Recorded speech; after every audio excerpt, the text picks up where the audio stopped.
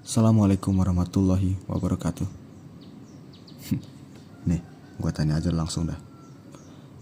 Kalian Reelsnya coba isinya kayak apa? Kayak gini bukan? Atau mungkin tontonan kalian yang kayak gini tiap harinya? Ya udah deh, langsung aja dah. Kalian pernah gak sih rasa kayak kalian itu gak bisa nahan nafsu kalian?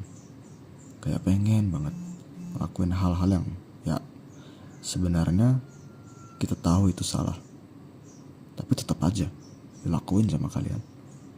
Nah, perbuatan tersebut ya, kalau kalian bisa tebak ya dari yang tadi gue tunjukin, ya bener, onani atau PMO. Ya kalau kalian nggak tahu apa itu onani atau PMO, ya cari aja di Google ya. Atau mungkin kalian tahu bahasa kasarnya, yaitu masturbasi. Tapi tenang, kamu nggak sendiri kok. Banyak banget anak muda zaman sekarang yang nyepelein hal-hal begituan. Bahkan dianggap sebagai hal yang lumrah. Bahkan ada orang-orang yang sampai terang-terangan memberitahu atau melakukan hal-hal tersebut. Nah, gue akan bahas dalam sisi lain, sisi Islam. Biar kita tahu kenapa hal-hal seperti itu tuh jangan kita anggap sepele, jangan kita anggap remeh. Allah udah ngingetin kita soal ini dalam Quran surat Al-Mu'minun ayat 5-7. Wallazina hum li furujihim hafizun illa ala azwajihim aw ma malakat aymanuhum fa innahum ghairu malumin. Faman ibtagha wara'a zalika faulaika humul adun.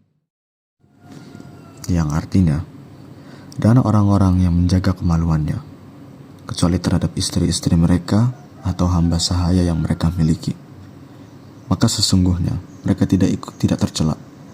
Tetapi barang siapa yang mencari yang dibalik itu selain dengan cara halal, maka mereka itulah orang-orang yang melampaui batas. Quran surat Al-Mu'minun ayat 5-7. Nah, di ayat ini udah jelas banget Allah ngasih tahu dan memberitahu kita. Allah menyuruh kita untuk menjaga diri dan jangan mendalurkan nafsu selain lewat cara yang halal, ya alias pernikahan. Onani itu termasuk dalam hal yang melampaui batas, seperti yang dijelaskan dalam ayat tadi. Kadang orang ngerasa kayak, alah, cuman diri sendiri kok, emang salahnya apa sih? Tapi faktanya, onani itu bisa ngancurin hati dan pikiran kita secara pelan-pelan. Nah, gue akan kasih tahu nih ya, yang paling berbahaya dampak efek samping dari onani.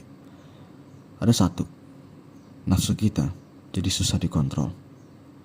Seperti ucap kata seorang dokter yang mungkin kalian tahu siapa ya.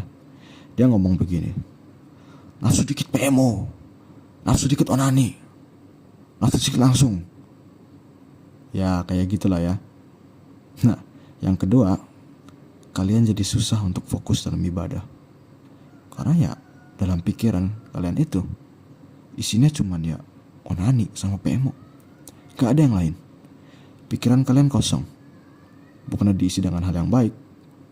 Bukannya kalian sholat lah, atau ngaji lah, atau ngapain lah, tapi kalian melakukan hal-hal kayak gitu. Otak kalian tuh isinya udah emang PMO dan onani doang. Sampai-sampai kalian lupa sama yang namanya sholat.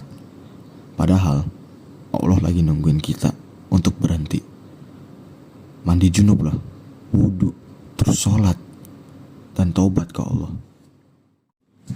Yang ketiga, ngelakuin hal-hal kayak gini, itu bakal ngebuat kalian ngerasa bersalah. Tapi bikin kecanduan. Setiap kali kalian selesai onani, kalian langsung ngerasa lega.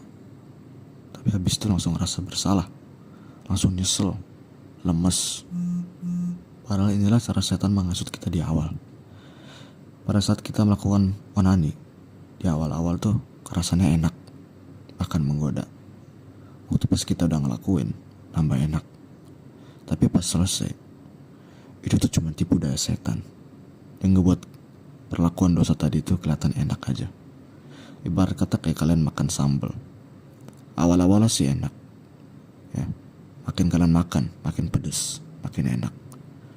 Tapi tiba-tiba pulang-pulang kalian sakit perut. 10 menit kalian di WC, cuma duduk doang. Kayak begitulah tipu daya setan yang ngebuat kita ngelakuin hal-hal onani tadi. Di awal kita dihasut dengan ngerasa enak, ngerasa lega. Namun itu sebenarnya cuma tipuan. Gak benar-benar kalian bakal ngerasa lega, cuman sementara.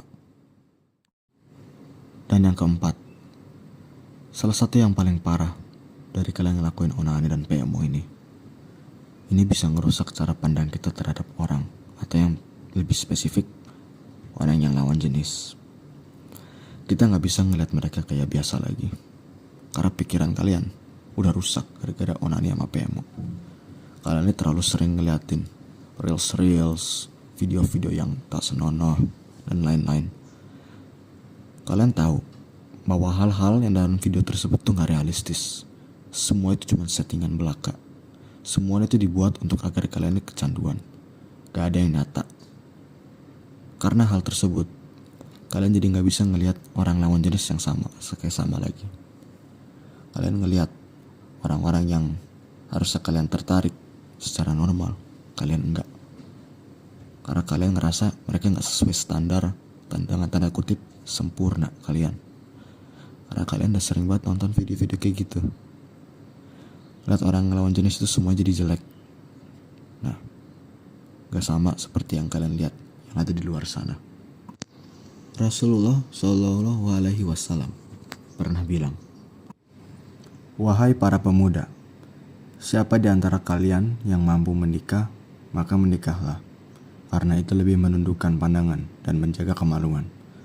Dan siapa yang belum mampu, maka berpuasalah, karena puasa dapat menjadi perisai baginya." Hadis riwayat Bukhari dan Muslim. Tuh, lihat. Nabi aja udah ngasih kita solusi loh. Bukan cuma larangan. Kalau belum bisa nikah, kuatin iman. Tahan nafsunya. Mau itu puasa, olahraga lah, sholat, ngaji lah, berdoa, minta tobat, ngerjain tugas kalau lu masih ngerjain tugas ya. Kalau ada belajar, keluar rumah, makan, main bareng temen lah, ke masjid, sholat lah. Pokoknya sholat. Jangan sampai pikiran kalian kosong, sampai dia hasut lagi sama setan. Balik lagi ngelakuin hal itu lagi. Nih, gue kasih tahu, onani itu sama berbahayanya, sama kayak ngerokok, kayak mabok, bahkan narkoba. Kalau yang 3 tadi, itu ngerusak kalian secara fisik. Kalau onani, ini ngerusak mental dan psikis lo. Dan yang paling parah, efek sampingnya ini gak langsung kelihatan. Jadi kalian gak akan tahu bahwa kalian udah mulai kecanduan. Bahkan dari luar, orang yang kelihatannya seneng atau kalem, gak bisa atau bahkan susah ditebak dari luar kalau mereka itu kecanduan. Ini yang ngebuat susah orang untuk berhenti. Dan makin kalian kecanduan, makin nyesel, makin ngerasa bersalah. Bukannya malah rileks dari onani, malah makin stres. Tapi udah sampai telat. Sampai kalian ngelakuin hal tersebut bukan karena kemauan lagi. Udah sampai jadi rutinitas. Otak lo itu udah langsung ngasih sinyal untuk onani dan PMO. Terus, dan terus. Sampai lo berpikir dalam hati, lo gak akan dimaafin sama Allah lagi. Tapi selalu ingat, Allah gak akan ninggalin lo. Allah itu Ar-Rahman, Al-Ghaffar, Maha Penyayang dan Maha Pengampun. Dia gak akan pernah nolak permintaan taubat dari lo. Dia gak akan buang muka sama lo. Dia selalu bakal nungguin lo di setiap sujud terakhir sholat. Segala permintaan mohon ampun, permintaan taubat, untuk diampuni dosa-dosanya. Seperti pada Quran surat Al-Baqarah 222. Ada di bagian surat itu yang berbunyi, Innallaha yuhibbut tawwabina wa yuhibbul mutatahhirin. Artinya, sesungguhnya Allah mencintai orang-orang yang bertobat dan mencintai orang-orang yang mensucikan diri. Jadi, ayo, mau sampai kapan? Ayo mulai hari ini.